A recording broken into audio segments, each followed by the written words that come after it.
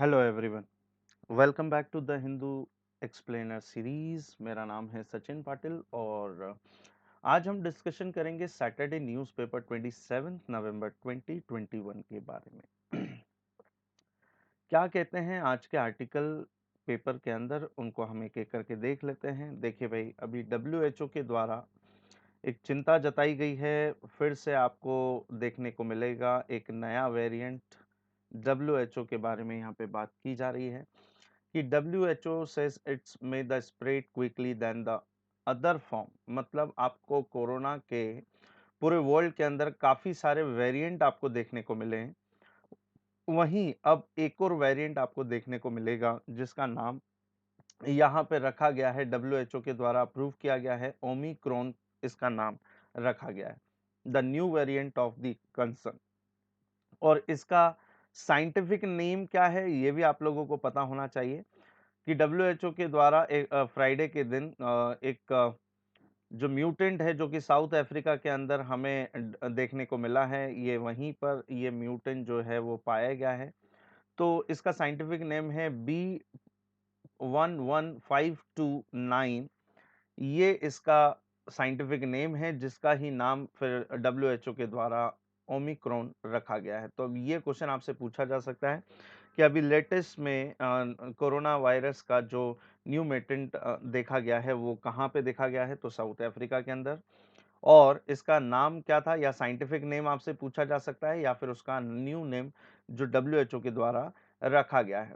अब इसके लिए काफी सारे कंसर्न यहाँ पे देखने को मिले हैं। डब्ल्यूएचओ के द्वारा कहा गया है कि ये कहीं ज्यादा असरकारक है, बहुत तेजी से ये म्यूटेंट जो है वो फैल रहा है ना। और ये जो इंडिया के अंदर जो म्यूटेंट देखने को मिला था, वेरिएंट आपको जो देखने को मिला था डेल्टा, उससे कई गुना ज़्यादा तेजी से ये फैल रहा है। तो इस चीज़ को लेकर के थोड़ा सा टेंशन में है डब्ल्यूएचओ और पूरे दुनिया की जो गवर्नमेंट है वो सब इसी चीज़ को लेकर के थोड़ा सा अवेयर रख रही है ना। अभी आप थोड़े टाइम पीरियड पहले की बात है कि मोदी जी के द्वारा सारे ऑफिसर्स की एक मीटिंग बुलाई गई है इस चीज़ को लेकर के कि इस चीज़ को लेकर के क्या रिपोर्ट है।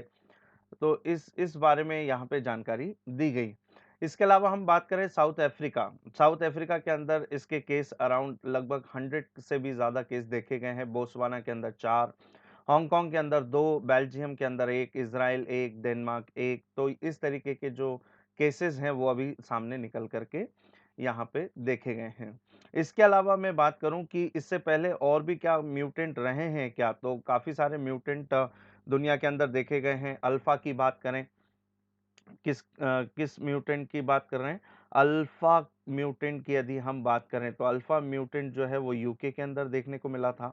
इसके बाद में बीटा म्यूटेंट की यदि हम बात करें कोरोना के, तो ये साउथ अफ्रीका के अंदर हमें देखने को मिला था, है ना। इसके अलावा गामा की बात करें तो गामा म्यूटेंट जो है वो ब्राज़ील के अंदर देखने को मिला था। तो ये सारी जानकारी हमें होना चाहिए। डेल्टा की हम बात करें तो डेल्टा जो है डेल्टा एंड कप्पा, ये 2 म्यूटेंट जो हैं वो इंडिया के अंदर देखने को मिला था। यदि सेकेंड वेव के टाइम पीरियड में जो आपको अ, देखने को मिला था, जिस तरीके के हालात थे उसको लेकर के यहाँ पे बात की गई है। ठीक है, फिर उसके बाद में एपिसिलन की बात करें, है ना। एपिसिलन जो म्यूटेंट है ये देखने को मिला था यूएस के अंदर। क्लियर। इसके बाद में ज़ेटा की बात करें, ज़ेटा म्यूटेंट भी हमें ब्राज़ील के अंदर देखने को मिला था। तो ये काफ़ी सारे म्यूटेंट है जिसके बारे में यहाँ पे बात की गई। अभी ओमिक्रॉन से पहले जो पिछला म्यूटेंट देखने को मिला था जो कि कम असरकारक था, लेकिन ये म्यूटेंट भी पाया गया था। ये कहाँ पे पाया गया था, तो इसके बारे में आप लोगों को पता होना चाहिए। म्यू म्यूटेंट जो है वो इसको पाया गया था कोलंबिया के अंदर। ये चीज़ें भी इसके अंदर आपको ध्यान रखनी है। और अभी लेटेस्ट जो हमें देखने को मिला है वो कहाँ पर देखने को मिला है, तो ये मिला है साउथ अफ्रीका के अंदर। म्यू के बाद में न्यू देखने को मिला था, है ना। ये उसके बाद का लेटेस्ट म्यूटेंट है जिसके बारे में यहाँ पे बात की गई है। ये बोत्सवाना के अंदर देखने को मिला था। तो ये आप लोगों को इसके अंदर ध्यान रखना है। मैंने काफ़ी सारे म्यूटेंट के नाम आपको बता दिए हैं। ठीक है। और आप लोगों को बताना है कि कोरोना जो वायरस है ये कहाँ से फैला था, इसके बारे में आपको जानकारी देनी है। किस शहर से ये जो म्यूटेंट है ये फैला था, है ना? और उसका असर पूरी दुनिया के अंदर आपको 2020-21 के अंदर देखने को मिलता है। इसके बाद इस चीज़ को मैं इरेज़ कर रहा हूँ, फिर हम बात कर लेते हैं हमारे अगले पार्ट की तरफ। इसे यदि आपने नोट कर लिया है ना? अच्छे तरीके से आप लोग समझ लीजिए इस चीज़ के बारे में, क्योंकि क्वेश्चन हमारे एग्ज़ाम में पूछे जा सकते हैं। अब बात की क्या की गई है, किसके द्वारा अप्रूवल दिया गया है, तो उस चीज़ के बारे में आप लोगों को थोड़ा-सा पता होना चाहिए। वैसे तो हम काफ़ी बार इसके बारे में डिस्कशन कर चुके हैं हमारे क्लास के अंदर, और वो है डब्ल्यूएचओ। डब्ल्यूएचओ बहुत ही इम्पोर्टेंट ऑर्गेनाइज़ेशन है, क्योंकि ये यूएन के अंडर में काम करता है। यूएन का एक कैंपेन है, यूएन का एक प्रोग्राम है जिसमें ये वर्क करता है ना? हेल्थ को लेकर के ये काम करता है। ये एस्टैब्लिश कब हुआ, तो 7th ऑफ अप्रैल 1948 में ये एस्टैब्लिश किया गया था। इसका हेडक्वार्टर राइट नाउ कहाँ पर है, तो जिनेवा स्विट्जरलैंड के अंदर इसका हेडक्वार्टर है। ये भी आप लोगों को ध्यान रखना है, कई बार पूछा जा चुका है ये, ठीक है? Geneva Switzerland. इसके बाद बात करें इसमें मेंबर कंट्री कितनी है, तो 194 कंट्रीज इसकी मेंबर कंट्री हैं। क्लियर? ये भी आप लोगों को इसके अंदर ध्यान रखना है। राइट नाउ इसके डायरेक्टर जनरल की यदि हम बात करें, तो टेड्रोस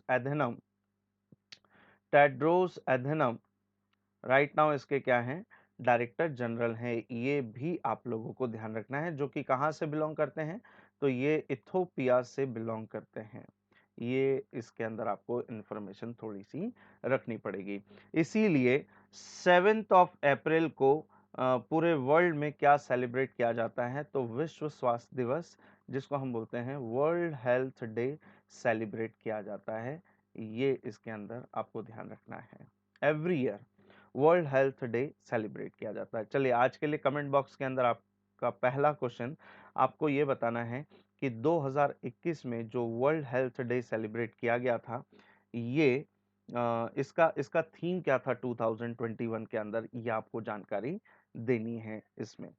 क्लियर? उम्मीद करता हूँ आपको ये वाला पार्ट अच्छे तरीके से क्लियर हो गया है। इसके अंदर हम अब बढ़ते हैं हमारे अगले आर्टिकल की तरफ। अगला आर्टिकल क्या कहता है, तो देखिए, कल के दिन हमने एक डे को सेलिब्रेट किया और एक डे को हमने याद किया, है ना? इस डे को सेलिब्रेट किया, कौन से डे की यदि हम बात करें, तो डे है नेशनल लॉ डे के बारे में यहाँ पे बताया गया है। देखिए, यहाँ पे क्या कहा गया है हमारे देश के प्राइम मिनिस्टर जी के द्वारा, कि फैमिली बेस्ड जो पॉलिटिकल पार्टीज हैं, वो कहीं ना कहीं एक खतरा रही है डेमोक्रेसी को लेकर के। क्यों? क्योंकि इससे पहले जो भी लोगों ने राजनीति के अंदर रहे हैं, वो कहीं न कहीं वंशवाद हमें देखने को मिला है, क्लेन सिस्टम हमें देखने को मिला है। तो उसी चीज़ को टारगेट करते हुए यहाँ पे मोदी जी ने कहा है कि कहीं न कहीं जो फैमिली बेस्ड पॉलिटिकल पार्टीज़ हैं, वो देश के लिए खतरा या डेमोक्रेसी के लिए खतरा हो सकती हैं। ये बताया गया है यहाँ पे, ठीक है? और ये कौन-सी ओकेज़न के अंदर इसको बताया गया, तो कल के दिन नेशनल लॉ डे जो है, इसको पूरे भारत के अंदर हमने सेलिब्रेट किया, क्योंकि इस दिन हमारे देश का जो संविधान है वो बन करके क्या हुआ था, तैयार हुआ था। और इसमें इसमें एक और एनिवर्सरी जो है, जिसको हमने यहाँ पे याद किया है, यदि आप लोग को याद आ रहा हो, 26/11/2008 का बॉम्बे अटैक, मुंबई अटैक, जिसमें काफ़ी सारे लोगों की जान गई, काफ़ी सारे जो हमारे पुलिस जो डिफेंस के जो लोग थे, उनकी जानें यहाँ पे गई। तो इसके बारे में यहाँ पे वो जो पुण्य तिथि है ना, डेथ एनिवर्सरी जो है, वो हमने यहाँ पे याद की है। इसमें भी यहाँ पे उस चीज़ के बारे में मेंशन किया है। कब कब हुआ था ये, तो 26/11/2008 मुंबई अटैक, टेररिस्ट अटैक जो हुआ था, उसको यहाँ पे याद किया गया है। चलिए, अब यहाँ पे क्या बात की गई है, नेशनल लॉ डे, या हम उसको बोलते हैं नेशनल कॉन्स्टिट्यूशन डे के बारे में हम लोग जानते हैं। कॉन्स्टिट्यूशन, इस दिन क्या हुआ था कि कॉन्स्टिट्यूशन बन करके तैयार हुआ था, है ना? जिसमें यहाँ पे आपको काफ़ी सारी जो चर्चाएँ हैं, वो ये ध्यान देनी है। 2021 के अंदर जो हमने कॉन्स्टिट्यूशन डे सेलिब्रेट किया है, वो कौन से नंबर का डे सेलिब्रेट किया है, तो 72nd नंबर का कॉन्स्टिट्यूशन डे हमारी देश के अंदर सेलिब्रेट किया गया। इसके अलावा हम बात करें कॉन्स्टिट्यूशन के बारे में, तो कॉन्स्टिट्यूशन भारत में बन करके तैयार कब हुआ था, तो 26 नवंबर 1949 में, 1949 में भारत का संविधान बन करके क्या हुआ, रेडी हुआ और हमने उसे अडॉप्ट किया। इसके अलावा संविधान इम्प्लीमेंट कब हुआ, तो ये तो आप सभी को पता ही है, हम बचपन से ही पढ़ते आ रहे हैं इस बारे में। तो 26 जनवरी 1950 में हमारा जो संविधान है वो इम्प्लीमेंट हुआ भारत के अंदर, रिपब्लिक डे इसी दिन हम सेलिब्रेट करते हैं। लेकिन हम बात कर रहे हैं कॉन्स्टिट्यूशन डे की, तो कॉन्स्टिट्यूशन डे हम सेलिब्रेट करते हैं 26 नवंबर को। क्लियर। कॉन्स्टिट्यूशन की यदि हम बात करें तो कॉन्स्टिट्यूशन दुनिया का सबसे बड़ा, यदि इंडियन कॉन्स्टिट्यूशन की बात करें तो भारत का संविधान जो है वो दुनिया का सबसे बड़ा कैसा संविधान है, लिखित संविधान है, रिटन कॉन्स्टिट्यूशन है भारत का। ध्यान रखेंगे एक चीज। इसके अलावा हम एक और चीज ध्यान रखें, कॉन्स्टिट्यूशन को बनने में कितना समय लगा था, तो 2 इयर्स 11 मंथ 18 डेज का समय लगाया गया था और इस समय में कॉन्स्टिट्यूशन बन करके कंप्लीट हुआ। क्लियर। इसके कॉन्स्टिट्यूशन की लिखावट की यदि बात करें, जो मेन कॉपी जो है जिसको बिल्कुल हैंड राइटिंग में उतारा गया था, है ना, जिसकी जो कॉपी जो है वो पार्लियामेंट लाइब्रेरी के अंदर आपको देखने को मिलेगी, जो मेन कॉपी इसकी है। और इसको किसके द्वारा लिखा गया था, उनका नाम भी मैं आपको बता देता हूं। उनका नाम था प्रेम बिहारी नारायण, है ना, रायजादा, ये इनका पूरा नाम है, जिनके द्वारा इसको लिखा गया था। इसके अलावा हम बात करें आज की डेट में इसकी इंग्लिश और हिंदी आपको बुक भी अवेलेबल है ना। इसके अलावा भारत के संविधान को जब बनाया गया था तो काफी सारे देशों के संविधान को हमने क्या किया, फॉलो किया और उनसे काफी सारी चीजों को बोरो करते हुए हमने हमारे संविधान को लिखा। जैसे एग्जाम्पल में Britain, Ireland, Japan, US, south Africa, Australia, Canada, Germany, हमने काफी सारे देशों के कॉन्स्टिट्यूशन को हमने ध्यान में रखते हुए इंडियन कॉन्स्टिट्यूशन को बनाया है।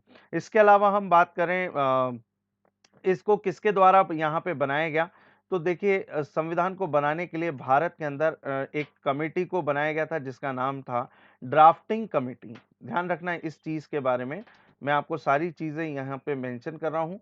ड्राफ्टिंग कमेटी के द्वारा इस संविधान को के ड्राफ्ट को तैयार किया गया था, जिसमें कितने मेंबर थे, 7 मेंबर थे। और इस ड्राफ्टिंग कमेटी के जो चेयरमैन थे वो थे डॉक्टर भीमराव अंबेडकर, है ना, B.R. अम्बेडकर जी इसके क्या थे, ड्राफ्टिंग कमेटी के चेयरपर्सन थे। इसी 7 मेंबर्स में से एक मेंबर अंबेडकर थे, है ना। इसीलिए अंबेडकर साहब को फादर ऑफ इंडियन कॉन्स्टिट्यूशन के नाम से भी जाना जाता है। क्लियर।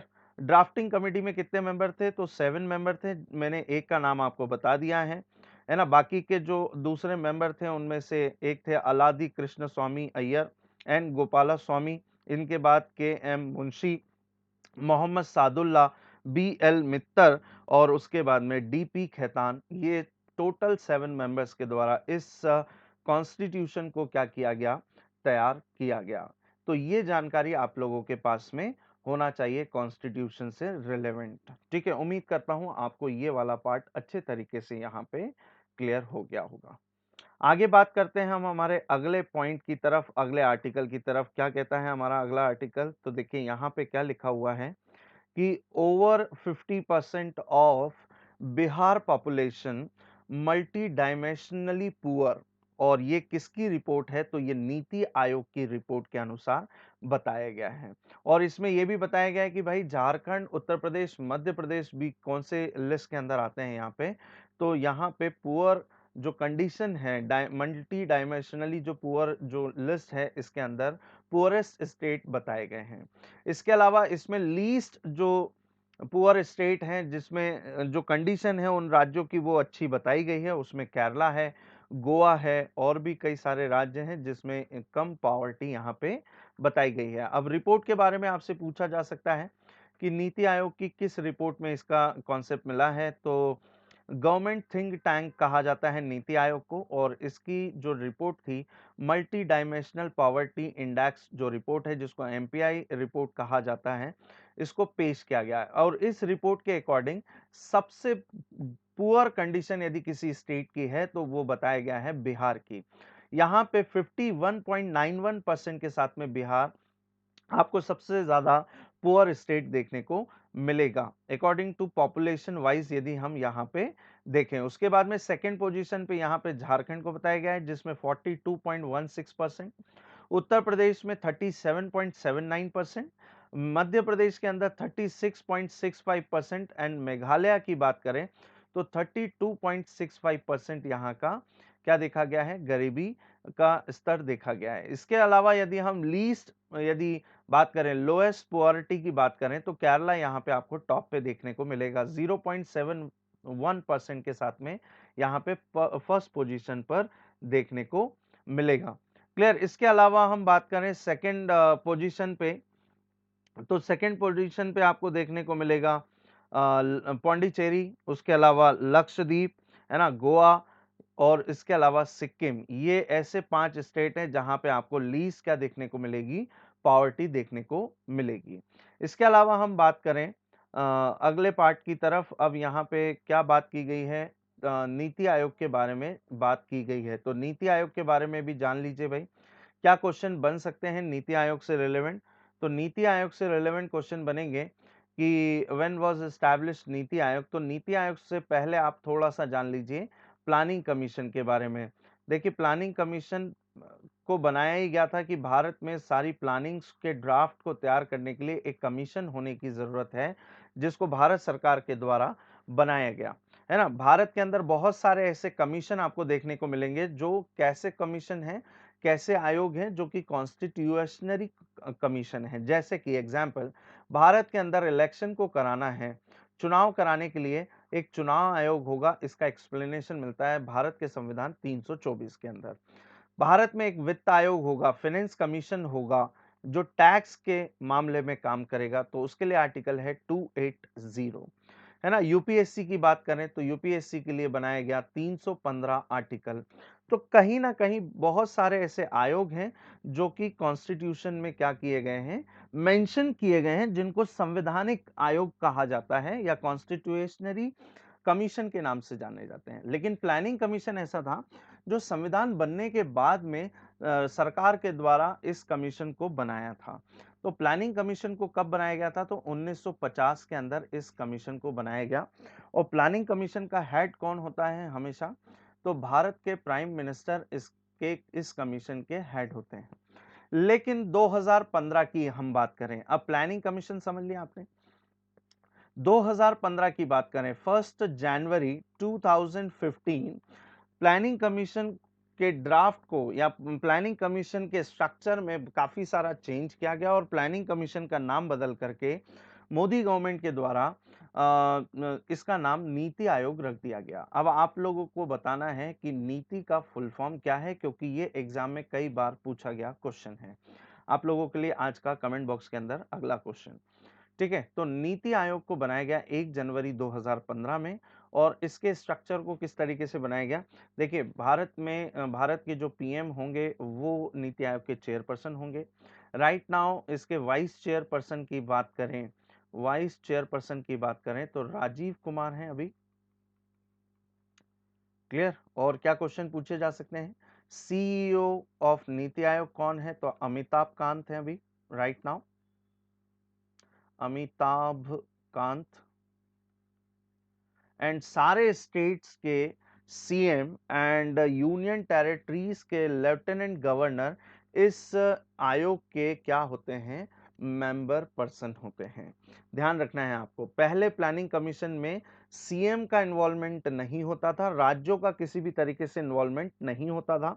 लेकिन नीति आयोग को जब बनाया गया, है ना, प्लानिंग कमीशन को चेंज करते हुए नीति आयोग का जब कॉन्सेप्ट लाया गया, तब इसमें मेंबरशिप दी गई राज्यों को। मतलब राज्यों को का भी उतना ही अधिकार है जितना केंद्र का, और दोनों ही एक साथ मिल करके आने वाले समय के लिए क्या बनाते हैं, ये फ्यूचर प्लानिंग बनाते हैं कि किस तरीके से भारत के अंदर डेवलपमेंट के काम या इंफ्रास्ट्रक्चर को लेकर के काम करने की जरूरत है। ठीक है। पहले क्या होता था कि प्लानिंग कमीशन के अंदर प्लानिंग को बना दिया जाता था और फिर उसको राज्यों के ऊपर सौंप दिया जाता था और राज्यों को कहा जाता था कि भाई आपको इसको अपने राज्य के अंदर क्या करना है, इम्प्लीमेंट करना है। तो ये चीज़ें थी, मतलब वहाँ पे राज्यों से पूछा भी नहीं गया, ना राज्यों के द्वारा उनसे राय ली गई, राज्यों के सीएम से कि भाई कि ये प्लानिंग इस एरिया को लेकर के या इसी पर्टिकुलर किसी चीज़ को लेकर के सही है या नहीं है। तो पहले ये राय नहीं ली जाती थी, लेकिन नीति आयोग के बनने के बाद में यहाँ पे सीएम और जो भी सेंट्रल है, वहाँ पे पहले कंसर्न होता है, पहले बातचीत होती है और फिर उसके बाद में ये प्लानिंग का ड्राफ्ट तैयार किया जाता है। तो उम्मीद करता हूँ आपको ये अच्छे तरीके से यहाँ पे क्लियर हो गया है। तो इस लिस्ट के बारे में आप लोग थोड़े से अच्छे तरीके से एक बार पढ़ लेंगे, है ना? आगे बढ़ते हैं हमारे अगले आर्टिकल की तरफ। अगला आर्टिकल क्या कहता है भई? अगला आर्टिकल ये कहता है कि अभी हाल ही में एक वीडियो कॉन्फ्रेंसिंग के द्वारा एक रिक मीटिंग हुई है, तो उसके बारे में यहाँ पे चर्चाएं की गई हैं। तो यहाँ पे रिक क्या है, इसके बारे में हम समझ लेते हैं, है ना? और यहाँ पे क्या हुआ है कि एस जयशंकर जो हमारे फॉरेन मिनिस्टर हैं या हमारे जो एक्सटर्नल अफेयर्स मिनिस्टर हैं, उसके अलावा जो रशिया के मिनिस्टर हैं, फॉरेन मिनिस्टर, और उसके अलावा चाइना के जो फॉरेन मिनिस्टर हैं, इनके बीच में वीडियो कॉन्फ्रेंसिंग के तहत एक मीटिंग ऑर्गेनाइज की गई है, जिसके बारे में यहाँ पे मेंशन किया गया है। क्लियर? तो अब क्या मीटिंग हुई है, इसमें कंसर्निंग को लेकर के बात की गई है, मतलब चाइना ने सवाल उठाए भाई भारत को लेकर के। खास करके ये बात कही गई है कि कहीं ना कहीं इंडिया का जो रुख है वो अमेरिका की तरफ ज़्यादा देखने को मिल रहा है। खास करके क्वाड ग्रुप को लेकर के यहाँ पे चर्चाएं की गई हैं कि भाई कि किस तरीके का यहाँ पे इंडो पैसिफिक रीजन में चाइना को डराने को लेकर के या चाइना को प्रेशराइज करने के लिए इंडो पैसिफिक वाले रीजन के अंदर इस क्वाड ग्रुप के बारे में चर्चाएं की गई हैं, है ना? इसके अलावा जिस तरीके से एक के बाद एक डील जो इंडिया और अमेरिका के बीच में हो रही है, उसको लेकर के यहाँ पे मुद्दे को रखा गया है ना? तो ये सारी बातचीत इन तीनों देशों के बीच में हुई है, तो इसके बारे में यहाँ पे चर्चाएं की गई हैं। लेकिन अब आपको यहाँ पे एक ग्रुप का नाम सुनने को मिलेगा जिसको हम बोलते हैं रिक ग्रुप, क्योंकि ये ग्रुप आज का ग्रुप नहीं है इन तीन देशों का, ये बहुत पुराना ग्रुप है जिसके बारे में पहले चर्चाएं हुई हैं। देखिए 1990 के टाइम पीरियड में इस प्रकार के ग्रुप को बनाने को लेकर के बात की गई थी, है ना? और इस तरीके का सजेशन किसके द्वारा दिया गया था? तो रशियन जो पॉलिटिशियन हैं इनके द्वारा इस ग्रुप को क्रिएट करने के लिए कहा गया था, जिनका नाम था येवगेनी येवगेनी प्रीमाकोव। बहुत ही अजीबो-गरीब नाम है, लेकिन कोई बात नहीं, इसको याद करना पड़ेगा। प्रीमाकोव के द्वारा इस तरीके के ऑर्गेनाइजेशन को या इस तरीके के ग्रुप को क्रिएट करने की बात की गई और फाइनली ये ग्रुप कब बन करके आया? तो 2002 में ये ग्रुप बनाया गया। क्लियर? अब यदि हम बात करें इस ग्रुप की, तो ये पूरा जो ग्रुप है, ये पूरे वर्ल्ड की यदि हम बात करें एरिया की, तो पूरे वर्ल्ड का जो पूरी दुनिया का जो लैंड मास है, उसमें से 90% अकेला ये तीन ग्रुप या तीन कंट्री मिलकर के क्या करती हैं? कवर करती हैं। इसके अलावा यदि हम बात करें पूरे वर्ल्ड की जीडीपी की यदि बात करें, तो पूरे वर्ल्ड की 33% अकेली जीडीपी ये तीन ग्रुप क्या करते हैं? क्रिएट करते हैं। और इस ग्रुप को क्यों बनाया गया भाई? आपस में डिस्कशन करने के लिए, उसके बाद में टेररिज्म को खत्म करने के लिए इस ग्रुप को क्रिएट किया गया, इंटरनेशनल एंड रीजनल पीस को मेंटेन करने के लिए इसको बनाया गया, है ना? इसके अलावा काफ़ी सारी जो मीटिंग है इन तीनों देशों के बीच में इस समिट के दौरान इसको ऑर्गेनाइज किया जाता है। अलग-अलग स्ट्रैटेजिक जो रिलेशनशिप है उसको मेंटेन करने के लिए इसको यहाँ पे किया जाता है, तो इसके बारे में आप लोगों को इतनी जानकारी रखनी पड़ेगी। क्लियर? आगे बात करते हैं, अगले ही आर्टिकल, एक छोटा-सा आर्टिकल यहाँ पे मेंशन किया गया है। तो भाई व्लादिमीर पुतिन जो हैं रशिया के प्रेसिडेंट हैं, ये फाइनली 6 ऑफ दिसंबर को इंडिया के अंदर आ रहे हैं और ये भारत की विजिट पर आएंगे और भारत और रशिया के बीच में 21st जो एनुअल समिट है इसको ऑर्गेनाइज किया जाएगा 2021 के अंदर, है ना, दिसंबर मंथ में, और ये 21वीं समिट होगी, एनुअल समिट। तो अब आप लोगों को मैं बता दूं कि पहली समिट कब ऑर्गेनाइज की गई थी, तो ईयर 2000 में पहली एनुअल समिट को ऑर्गेनाइज किया गया था और ये भारत आने के बाद में हमारे देश के प्राइम मिनिस्टर के साथ में इनकी मीटिंग होगी, किन किन बातों को लेकर के चर्चाएं होंगी ये तो मीटिंग के बाद ही पता चलेगा। लेकिन ऐसा कहा गया है कि भाई कि कोविड से पहले जो लास्ट समिट हुई थी वो 2019 के अंदर हुई थी।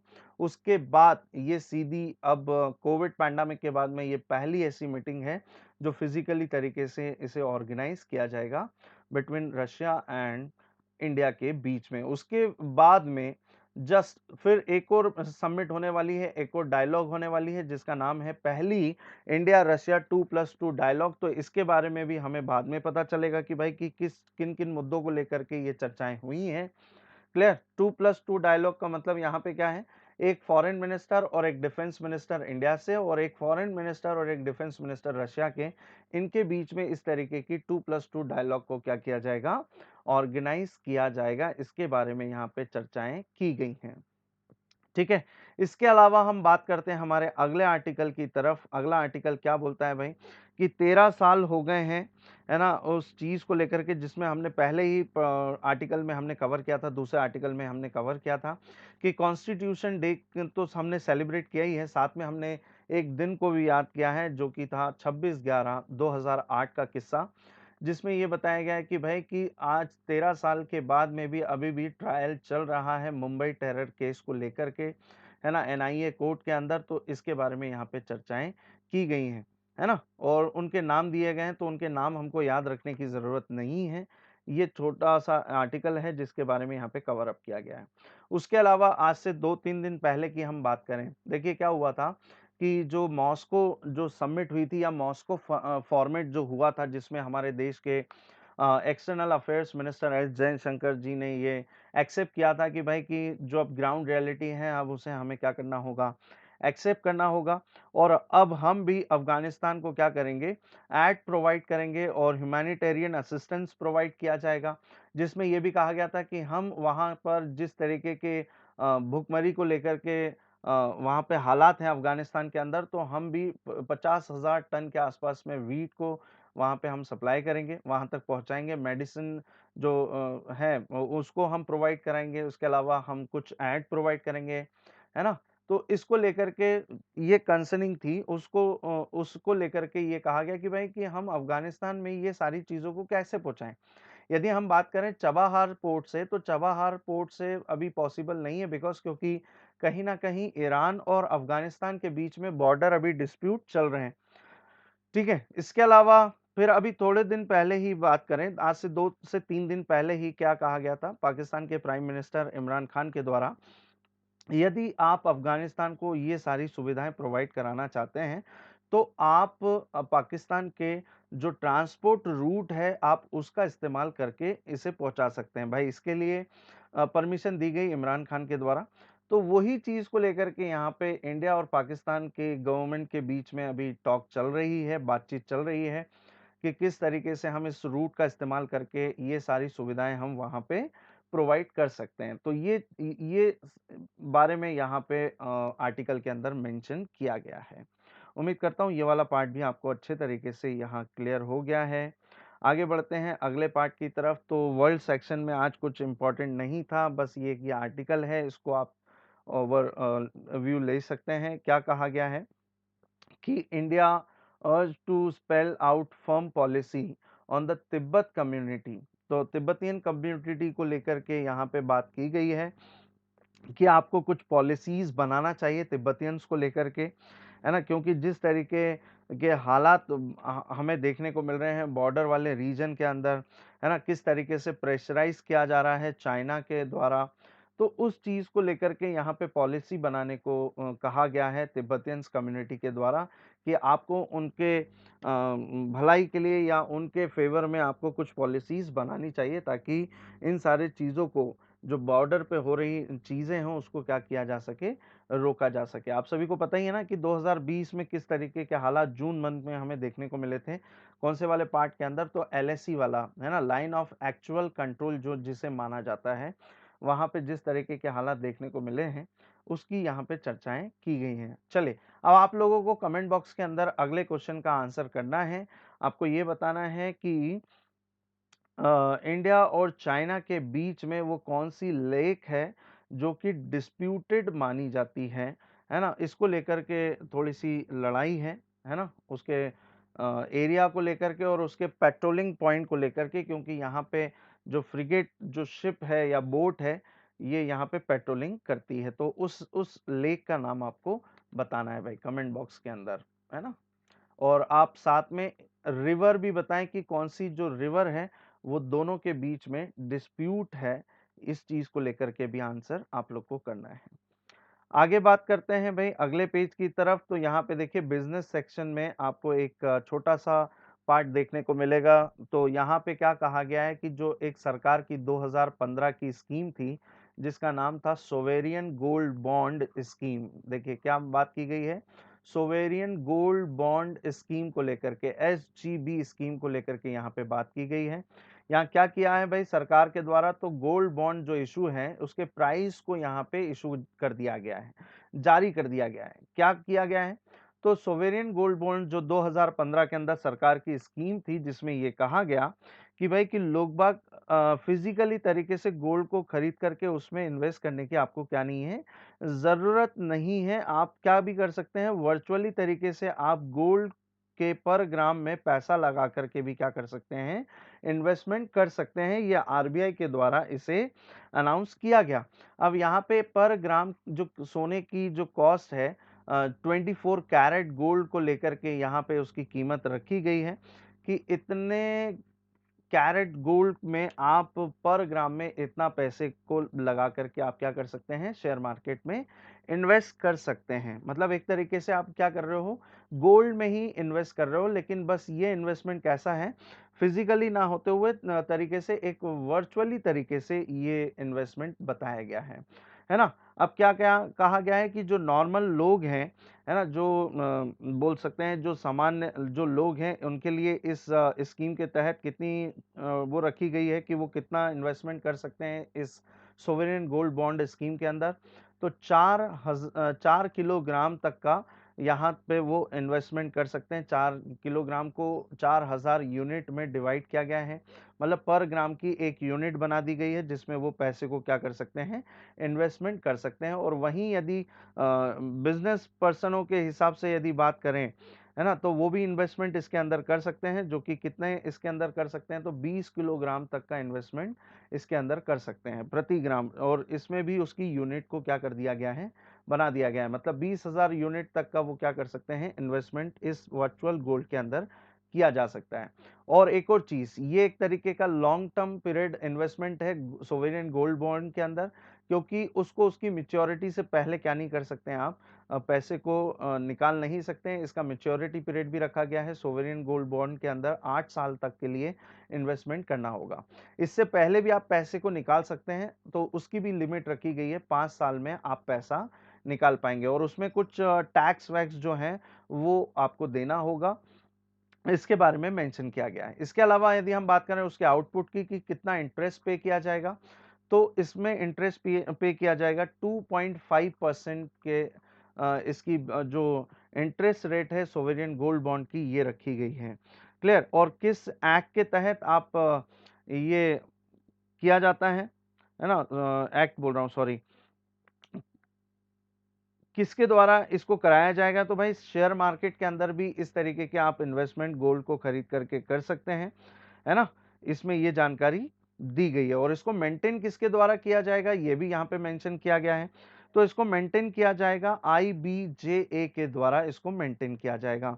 मतलब गोल्ड की बात है, तो इस जो पूरे पॉलिसीज को मेंटेन किया जाएगा या चलाया जाएगा, ये होगा India Boolean and jewellers association Mumbai के द्वारा। इसे क्या किया जाएगा, इसे पब्लिश किया जाएगा। तो इसके बारे में यहाँ पे जानकारी दी गई है। क्लियर। उम्मीद करता हूँ आपको ये पॉलिसी अच्छे तरीके से समझ में आ गई है। काफी सारे लोग बाग शेयर मार्केट में, बॉन्ड में, डिवेंचर्स में इन्वेस्टमेंट करते हैं, लेकिन सरकार की ये पॉलिसीज को इसके अंदर लाया गया, जिसको क्या कहा जाता है, सोवेरियन गोल्ड बॉन्ड स्कीम कहा जाता है ना। और कौन से एक्ट के तहत आप इसमें पैसे को इन्वेस्ट कर सकते हैं, है ना, तो under the government securities act, है ना, जिसको कहा जाता है GSA कहा जाता है। तो वापस से सुन लीजिए, under the government securities act 2006 के अकॉर्डिंग इसमें ये पॉलिसीज को लाया गया, जिसको हम बोलते हैं gold bond policy by the Indian government. Clear? उम्मीद करता हूं आपको ये वाला पार्ट अच्छे तरीके से इसके अंदर क्लियर हो गया है। तो उसी चीज को लेकर के सरकार ने आखिरकार क्या कर दिया है, उसका बेस प्राइस जो है इसको इशू कर दिया है, यानी पर यूनिट या पर ग्राम जो कीमत है वो रखी गई है 24 कैरेट गोल्ड को लेकर के 4,791 रुपए। और इसमें यह भी बोला गया है कि आप मिनिमम कितना कर सकते हैं इन्वेस्टमेंट गोल्ड के अंदर, वर्चुअल गोल्ड के अंदर, तो 1 ग्राम खरीद करके भी आप क्या कर सकते हैं, इसमें इन्वेस्ट कर सकते हैं। तो आपको एक सोवेरियन गोल्ड बॉन्ड क्या दिया जाएगा, एक सर्टिफिकेट प्रोवाइड किया जाएगा, जिसके थ्रू ये पता चलेगा कि आपने सोवेरियन गोल्ड बॉन्ड के अंदर कितनी यूनिट खरीद करके पैसे को इन्वेस्ट किया है। इसके बारे में यहाँ पे जानकारी दी गई है। उम्मीद करता हूं आपको ये वाला पार्ट अच्छे तरीके से इसके अंदर क्लियर हो गया है। आज के एडिटोरियल पेज में वही चर्चाएं की हैं जो हम लोगों ने पिछले क्लास में डिस्कशन किया था। देख सकते हैं मनरेगा के बारे में यहाँ पे जानकारी दी गई है। मनरेगा के बारे में मैं आपको नहीं बताऊंगा, काफी बार पढ़ा चुका हूं। इसमें क्या जानकारी दी गई है कि सरकार के द्वारा, सेंट्रल गवर्नमेंट के द्वारा 10,000 करोड़ का एडिशनल अमाउंट क्या किया गया है, दिया गया है। किन किन लोगों को लेकर के यहाँ पे बात की गई है, तो नरेगा जो एक्ट है 2005, जिसके अंदर हम क्या करते हैं कि जो अनस्किल्ड जो वर्कर हैं उनको हम 100 डेज का क्या देते हैं, एम्प्लॉयमेंट प्रोवाइड करते हैं, है ना। रूरल एरियाज में यही एम्प्लॉयमेंट 150 डेज का हो जाता है ना। इसके बारे में जानकारी दी गई है। आज की डेट में भारत के सभी राज्यों के अंदर इसको इम्प्लीमेंट किया जाता है ना। और अभी क्या हुआ था, हमें ये देखने को मिला था कि भाई जो सरकार के द्वारा इसमें जो बजट को सैंक्शन किया गया था वो कहीं ना कहीं उस लिमिट को क्रॉस करके ऊपर चले गया था, यानी 83,000 करोड़ के आसपास पहुंच गया था, जो कि था 76,000 करोड़ के आसपास में इसका बजट था या फंड था, जो कि अकाउंट जो थे मनरेगा के वो नेगेटिव में चले गए, जिस चीज को लेकर के एडिशनल अमाउंट जो है सरकार के द्वारा यहाँ पे प्रोवाइड किया गया है ना। तो इसके बारे में यहाँ पे थोड़ी सी जानकारी दी गई है। वही चीज जो अभी हम लोगों ने पढ़ी है वही पूरा इसके अंदर मेंशन किया गया है, तो इसके बारे में आप लोग पढ़ लेना। इसके अलावा हमने एक रिपोर्ट पढ़ी थी जिसका नाम है नेशनल फैमिली हेल्थ सर्वे, जो कि 5वें नंबर की ये रिपोर्ट है, जिसके अंदर बताया गया है, पूरा डेटा मेंशन किया गया है ना, कि कैसे रिपोर्ट है जो प्रेग्नेंट लेडी जो फर्टिलिटी रेट है इसके बारे में यहाँ पे बात की गई है, विमेंस फर्टिलिटी रेट को लेकर के, और किस तरीके के हालात हैं देश के अंदर उसके बारे में आपको जानकारी दी गई है। चाइल्ड स्टंटिंग और वेस्टिंग को लेकर के, अंडर न्यूट्रिशन को लेकर के यहाँ पे पूरी चर्चाएं की गई हैं। किस तरीके से जो गैप है सेक्स रेशो के अंदर वो भी यहाँ पे बताया गया है ना। इसके अलावा उनके न्यूट्रिशन को लेकर के बात की गई है। तो ये सारी चर्चाएं इसमें की गई हैं, इसको आप एक बार रिपोर्ट को देख लेना, है ना। उसके अलावा देखिए फिर जीएसटी के बारे में यहाँ पे मेंशन किया गया है। कल के दिन एक रिपोर्ट में हमने ये पढ़ा था कि भाई कि यदि सरकार इन 4 स्लैब को ना चलाते हुए 3 स्लैब को भी यदि फॉलो करती है तो उससे भी किसी भी तरीके से गवर्नमेंट को क्या नहीं होगा, लॉस नहीं होगा। इसके बारे में यहाँ पे बताया गया। अभी कितनी स्लैब चलती हैं, तो 4 स्लैब चलती हैं। एक है 5%, 12%, उसके अलावा 18%, और तीसरा चौथा है 28%। लेकिन फिर पॉसिबिलिटी रिपोर्ट वाली कौन सी बताई गई थी कि यदि इनकी जगह पे आप 3 स्लैब को भी रखते हैं भारत के अंदर, यानी 8% मिनिमम वाली, 15% एंड 30%, ये 3 स्लैब को भी रखते हैं तो इंडिया के अंदर किसी भी तरीके से लॉस गवर्नमेंट को जीएसटी के अंदर नहीं होगा। इसके बारे में यहाँ पे पूरी जानकारी दी है। मतलब कल जो हमने पढ़ा उसी चीज को वापस से यहाँ पे ऑथर के द्वारा एडिटोरियल पेज के अंदर कवर अप किया गया है। इसके अलावा हम बात कर लेते हैं अगले आर्टिकल की तरफ। अगले आर्टिकल में क्या मेंशन किया गया है भाई, यहाँ पे याद किया गया है एक व्यक्ति को, और वो व्यक्ति बहुत जानी मानी शख्सियत है, भारत के अंदर नहीं पूरे दुनिया के अंदर इनको जाना जाता है भाई, और उनका नाम है वर्गीस कुरियन। ठीक है, वर्गीस कुरियन जी को आपको याद रखना होगा। ये वही व्यक्ति हैं जिन्होंने भारत के अंदर एक रेवोल्यूशन को लेकर के आए थे। उस रेवोल्यूशन को हम बोलते हैं क्या, व्हाइट रेवोल्यूशन के नाम से हम जानते हैं, या फिर उस रेवोल्यूशन को हम किस नाम से भी जानते हैं, ऑपरेशन फ्लड के नाम से भी जानते हैं। देखिए 2 तरीके की रेवोल्यूशन के नाम आपसे पूछा जा सकता है। देखिए व्हाइट रेवोल्यूशन यदि आपसे पूछा जाएगा तो आप आसानी से पहचान जाएंगे कि भाई व्हाइट रेवोल्यूशन जो है वो किससे रही है। तो भारत के अंदर व्हाइट रेवोल्यूशन रही है मिल्क के प्रोडक्शन को इंक्रीज करने को लेकर के, है ना, मिल्क जो है उसके प्रोडक्शन को बढ़ाने को लेकर के। लेकिन यदि क्वेश्चन आ जाए ऑपरेशन फ्लड किससे रिलेवेंट है भाई, ऑपरेशन जो फ्लड है वो किससे रिलेवेंट है, तो आप लोग बाढ़ मत लगा देना भाई, ऑपरेशन फ्लड भी किससे रिलेवेंट है, तो मिल्क के प्रोडक्शन से रिलेवेंट है। तो वर्गीस कुरियन जी का जन्म जो है वो हुआ था 26 नवंबर, इसलिए मैंने आपसे पूछा कि एक व्यक्ति को याद किया जाता है 26 नवंबर 1921 में। ये जो पिक्चर में आपको व्यक्ति दिख रहे हैं इन्हीं को हम बोलते हैं वर्गीस कुरियन, है ना, the father of the white revolution या the father of the operation flood के नाम से इनको जाना जाता है। इन्होंने भारत के अंदर मिल्क के प्रोडक्शन को बढ़ाने को लेकर के एक रेवोल्यूशन की थी। कब की थी, तो 1970 में इस रेवोल्यूशन को स्टार्ट किया था। और इनके कंट्रीब्यूशन से इन्होंने इतने ज़बरदस्त तरीके से भारत के अंदर सारे जो भी डेयरी फार्मर्स जो हैं उनके साथ में मिल करके इस तरीके का अचीवमेंट काम किया। और यदि आप लोगों ने सुना है एक ब्रांड के बारे में, अमूल के बारे में यदि आप लोगों ने सुना है, ये भारत में तो जाना जाता ही है, साथ में पूरी दुनिया के अंदर इसको जाना जाता है। ये इसकी नींव भी वर्गीस कुरियन जी के द्वारा रखी गई थी। Gujarat cooperative milk marketing federation limited के बारे में बात कर रहे हैं, नेशनल डेयरी डेवलपमेंट बोर्ड के अंदर इसको एस्टैब्लिश किया गया था, है ना, जो कि आज भारत ही नहीं पूरे वर्ल्ड में जाना जाता है ये प्रोडक्ट के मामले में, है ना। काफ़ी सारे प्रोडक्ट को इसने रिप्लेस कर दिया है, ये भी जानकारी आज की डेट में यहाँ पे दी जाती है। क्लियर। तो वर्गीस कुरियन जी को किस चीज़ के लिए जाना जाता है, तो मिल्क में क्रांति लाने के लिए, दुग्ध के उत्पादन को बढ़ाने के लिए इस रेवोल्यूशन को लाया गया, है ना। Father of the white revolution कहा जाता है भाई वर्गीस कुरियन जी को। तो अब यहाँ पे क्या लिखा गया है ऑथर के द्वारा कि कहीं ना कहीं इंडियन एग्रीकल्चर में नीड है वर्गीस कुरियन जैसे व्यक्तियों की, यहाँ पे इसके बारे में चर्चाएं की गई हैं। मतलब कहीं ना कहीं एग्रीकल्चर में वैसी टेक्नोलॉजी आज नहीं आई है जैसी होना चाहिए थी।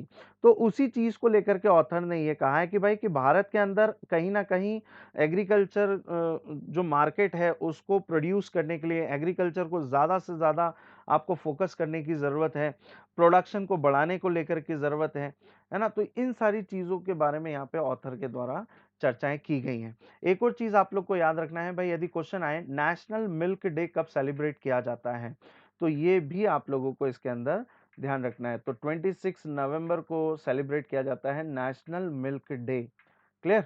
अब आप लोगों को कमेंट बॉक्स के अंदर अगले क्वेश्चन का आंसर देना है। आप लोग को बताना है वर्ल्ड मिल्क डे कब मनाया जाता है, इसके बारे में आपको जानकारी देनी है। मैंने आपको नेशनल मिल्क डे बता दिया है, आपको बताना है वर्ल्ड मिल्क डे कब होता है।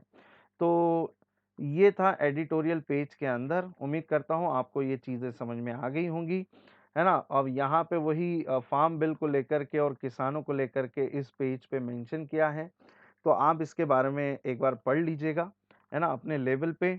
और आज के सेशन को हम यहीं पे ख़त्म करते हैं हमारी क्लास में, ठीक है। फिर हम मिलेंगे नेक्स्ट एनालिसिस सीरीज़ के अंदर। आज के लिए इतना काफ़ी। Thank you everyone and have a nice day to all.